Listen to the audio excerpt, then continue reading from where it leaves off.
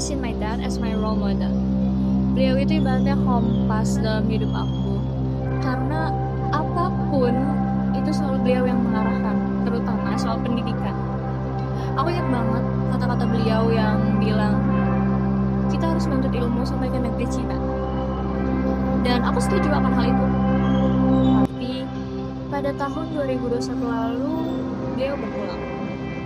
Rasanya kayak kompas yang tadinya aku pegang, itu tiba-tiba hilang. Aku hilang arah. Apalagi waktu itu aku gagal masuk SMA karena enggak memenuhi standar ketentuan jalur zonasi maupun prestasi. Ya di titik itu aku cukup merasa gagal menjadi manusia. Aku ngerasa kayak semua impian yang dulu aku bangun bareng ayah itu pelan-pelan runtuh gitu aja. Tapi pelan-pelan aku kilas balik, aku mencoba recovery apa yang beliau katakan waktu itu. Kalau kita harus menuntut ilmu sejauh mungkin. Ya entah ada angin apa, aku coba untuk explore diri dan aku akhirnya memutuskan untuk masuk ke SMK. Meskipun swasta, aku dari situ mulai mendalami passionku di bidang hubungan masyarakat. Dan pada akhirnya memutuskan untuk masuk kuliah jurusan ilmu komunikasi. Dan ketika aku lolos UTBK jalur SMBT di UPN Veteran Jakarta, itu rasanya aku benar-benar hidup lagi. Sejak itu kapal yang tadinya terjebak di lautan mulai berlayar lagi. Dan sekarang aku menjalani hidupku, aku akan tetap hidup supaya ayah juga tetap ada di hidupku lewat impian-impian kita berdua. Kalau kamu gimana? Aku lahir dari orang tua yang menikah dini. Waktu masih kecil aku ngiranya aku dari keluarga yang harmonis kayak yang lain, punya ayah, ibu, kakak, adik, lengkap. Tapi seiring bertambahnya usia, aku mulai sadar bahwa dampak pernikahan dini ternyata nggak sesederhana itu. Terutama ngelihat bagaimana cara orang tua aku mengatasi masalah di keluarga. Yap, aku ngelihat dan ngerasain gimana orang tua melampiaskan emosi ke anaknya, entah karena masalah ekonomi atau masalah sepele sekalipun. Di satu sisi aku ngerasa takut, tapi di satu sisi aku juga merasa ingin dicintai sama orang tua. Dan dari pengalaman itu membentuk prinsip hidup aku.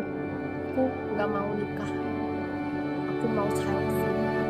Bukan karena aku gak percaya sama apa yang katanya cinta, tapi aku gak mau mengulang luka yang sama, luka yang aku dapetin dari orang tua aku. Tapi di satu sisi juga aku mendapatkan dan melihat peran ibu yang sebenarnya dari mamaku. Dan jauh di lubuk hati aku yang paling dalam, aku mempunyai cita-cita menjadi seorang ibu.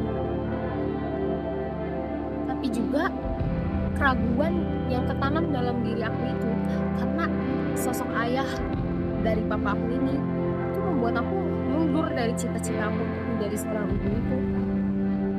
Di balik keraguan aku yang mendominasi itu, kenapa? Karena yang aku lihat adalah cinta yang muncul sebelum kedewasaan, bukan cinta yang siap dan yang sehat. Dan aku sadar dan belajar bahwa kedewasaan itu penting daripada sekadar cinta yang bisa muncul dan hilang kapan saja.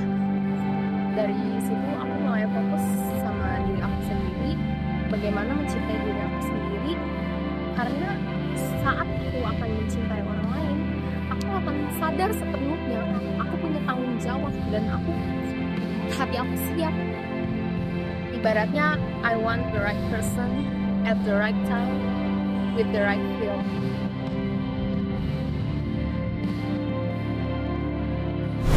Keluarga membentuk kita, entah dengan cinta ataupun lupa. Dari rumah yang sama, kata keluarga lahir dua arah hidup yang berbeda. Ada yang tumbuh dengan kehangatan, Dan ada yang belajar mencintai dunia dengan penuh harapan. bagi sebagian orang, masa lalu bisa menjadi fondasi. Bagi yang lain, masa lalu justru menjadi peringatan. Tapi ada satu hal yang akan selalu sama. Harapan.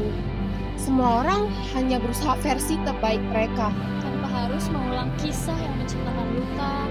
atau berusaha melupakan cinta yang pernah memberi mereka sukacita. Karena mungkin keluarga bukan hanya secercah kisah, tapi cermin yang menentukan arah kita melangkah.